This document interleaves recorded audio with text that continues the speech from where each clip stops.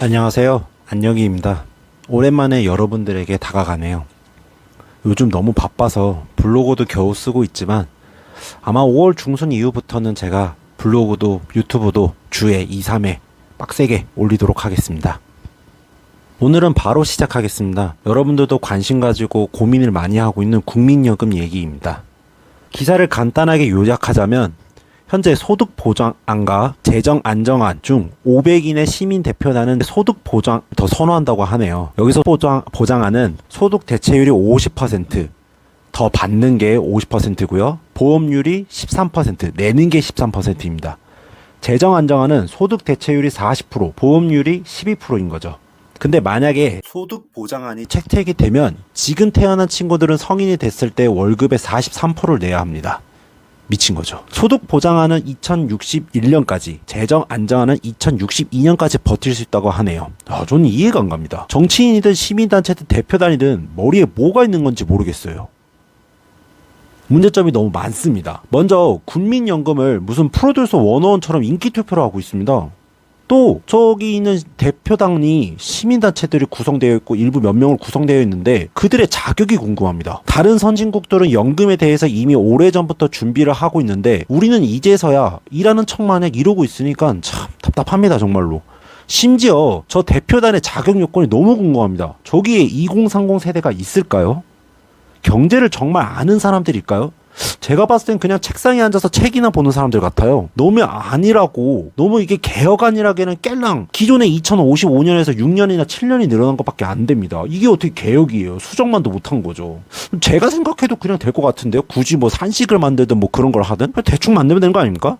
잘 모르겠어요. 이게 무슨 개혁이에요? 그냥 진짜 그냥 관심 있는 척하고 그냥 일하는 척하는 거죠. 문제에서 우리가 생각해 볼 만한 것은 아직도 청년 세대를 호구로 보는 거예요. 베이브붐 세대들이 집중되고 있는 상황에서 그들만을 위한 정책이 만들어지고 있는데 또 국민연금에서도 그게 반영이 되고 있습니다. 여러분들 이것에 대해서 우리가 깊게 생각해 봐야 됩니다. 국민연금을 단순하게 안 낸다 이 개념이 아니라 우리의 목소리를 낼 수 있어야 되고 그것을 우리가 하려면 많은 것을 알고 있어야 된다는 거죠. 두 번째 문제는 국민연금공단이 현재 전주에 있습니다. 저는 이게 정말 이해가 안 가요. 2023년 말 기준으로 국민연금공단이 지금 1,000조 원을 적립했어요. 운영 수익금은 이번에 127조 원으로 약 14% 정도 수익률을 냈습니다. 근데 이 연금공단이 서울에서 활발하게 더 움직여야 되는데 전주에서 뭘 하고 있는지 모르겠어요. 이걸 또 보내고 있는 정치인들과 이전 정권이나 뭐 그런 것들은 왜 그런 건지 모르겠습니다. 전주가 그래서 뭐 달라졌나요? 제가 알기로는 대부분의 사람들은 월요일 금요일 그냥 일하고 그냥 점심 저녁 조금 먹고 그냥 서울로 다 올라옵니다. 유령 도시인 거죠, 세종처럼. 이들이 서울에 와서 더 활발하게 외국인들이나 더 공부나 여러 가지 활발하게 움직여야 돼서 수익을 내야 하는데 지방에선 그게 불가능해요. 여러분들이라면 공부를 그렇게 잘해서 국민연금공단 운영력이 됐는데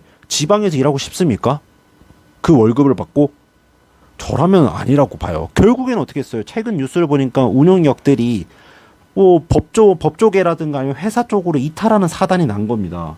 그러면 이게 공백이 생기고 질적인 문제가 생기겠죠. 현재 국민연금공단에서 운영력들은 국내 주식이 22%, 해외 주식이 24%, 국내 채권 7%, 해외 채권 9%, 대체 투자 6%, 나머지는 단기 자금으로 좀 구성되어 있어요. 결국에는 주식만 46%로 운영하는 건데 이걸 잘 운영해야 되지 않을까요?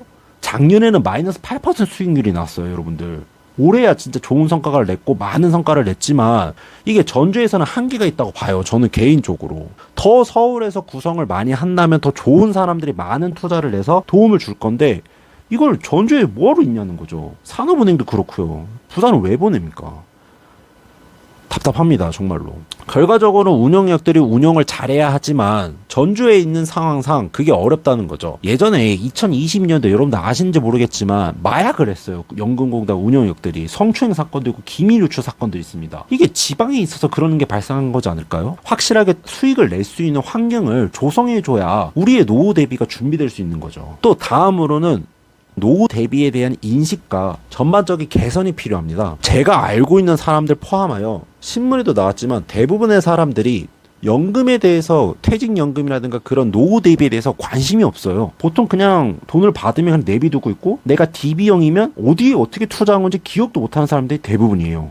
이게 문제인 거죠. 얼마나 관심을 안 가지고 있고 그것에 대한 혜택이 없으면 사람들이 보질 않을까요? 그래서 최근 뉴스에 보시면 미국은 주식 펀드에 집중돼서 배당금이 일반 대기업 월급을 넘게 받고 백만장자가 나옵니다. 복리에 복리를 받으니까요. 반면 우리나라는 배당과 이자에 대한 세금이 있는 규제가 있어요. 금투세 같은. 그러다 보니까 사람들이 부동산에 치중되어 전체 자산 70%가 부동산에 몰려 있는 거죠. 그러면 우리가 생각해 볼 것은 먼저 금투세와 같은 규제를 해소해 줘야 은행이나 다른 금융기관에서 상품을 만들 수가 있고 그것이 경쟁에 붙여서 사람들에게 수익을 낼 수 있는 환경을 만들어 주겠죠.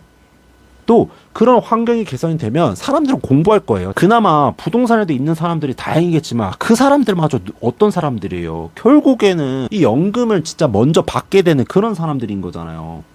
우리는 어떻게 될지도 모르잖아요, 지금. 그죠? 그래서 보통 예금의 이유를 받는 그렇게 그냥 두는 경우가 아니라 우리가 그것을 더 활용할 수 있고 운영할 수 있도록 우리 자체도 고민을 많이 해야 됩니다. 정부가 이렇게 탄력을 주었을 때 금융회사들이 적극적으로 상품을 만들 수 있는 환경이 되어야 된다는 거죠. 근데 여기서 또 문제가 있어요, 여러분들. 은행들, 거기서 자산관리자들이 고객 수익 관리 능력이 너무 없습니다. 흔히 말해서 뭐 WM 자산관리하는 사람들의 능력들을 보면 정말 능력이 있을까요? 근데 왜 그 사람들은 부자가 아니죠? 아니, 자기가 채권이나 주식이나 이런 운영을 할 수 있다면서요. 근데 왜 부자가 아니냐고요. 은행은 안정적인 자산을 해야 된다. 그것부터가 잘못된 거지 않을까요? 어떻게 수익을 내는데 저위험을 생각을 하고 수익을 낼 수 있습니까? 어느 정도 공부를 해서 충분하게 벌 수 있는 구조를 만들어야 된다는 거죠. 능력도 돼야 되고. 제가 요즘 수업을 듣고 있는데 그 수업을 듣고 있는 대부분의 강사님, 교수님들이 은행에서 20년, 30년 동안 일을 하시고 퇴직하신 분들, 그렇게 높은 위치에 있는 분들도 계시고요. 근데 이분들이 대부분 그리고 매일매일 하시는 말씀이 은행들의 고객 수익 관리 능력이 너무 부족하다고 말합니다. 그러니까 그들이 봤을 때는 안타까운 거죠. 예를 들어 스타트업이나 지금 무형자산 기술 이런 것들이 엄청나게 발전하고 있는데 그것을 공부하고 알고 있는 은행원들이 있을까요? 저는 없다고 봅니다. 저 또한 그렇기 때문에 이렇게 교육을 받고 공부하고 있는 거죠. 제가 이전에 산업 흐름이 중요하다는 거 얘기했던 거 기억나시죠? 같은 맥락입니다. 그러니까 제가 스타트업 관련 혹은 기업금융의 흐름에 대한 얘기를 한 그 유튜버를 꼭 다시 보시길 바랍니다. 금융기관들도 정말로 공부를 열심히 해야 되고 여러분도 그렇게 관심을 가지고 열심히 해야 돼요. 그런 자격을 가진 상태여야 정부가 개선했을 때 탄력을 받고 성장할 수가 있습니다. 마지막으로 저는 개인적으로 앞 세대들을 욕하지 않겠습니다. 물론 앞에 뭐 일부 욕 좀 뭐라 한 것도 있겠죠. 근데 왜 그러냐면 그들을 욕하면 우리도 같은 처지가 되는 거예요. 지금 현재 누군가는 양보를 해야 되는 상황이 생긴 거죠. 근데 양보할 생각이 있는지 잘 모르겠어요. 우리가 더 관심을 가지고 목소리를 내야 10대, 20대, 30대 이 중간 허리 역할하는 우리에게 맞는 정책이 나옵니다. 여러분들 조금만 더 관심을 가지고 여러분도 한번 고민을 해보세요. 추후에 여러분들이 국민연금을 어떻게 수령할 거고 언제 받을 거고 그런 것들에 대해서 고민을 해봐야 된다는 거예요. 선진국들은 진짜 열심히 싸우고 있어요. 프랑스 보세요. 결국 승리했잖아요. 그러고 나서 다른 것들 펀드도 막 이제 연금 같은 거 개혁을 하고 다 나아가고 있습니다. 우리는요 이제서야 깰랑 7년짜리 하고 있어요.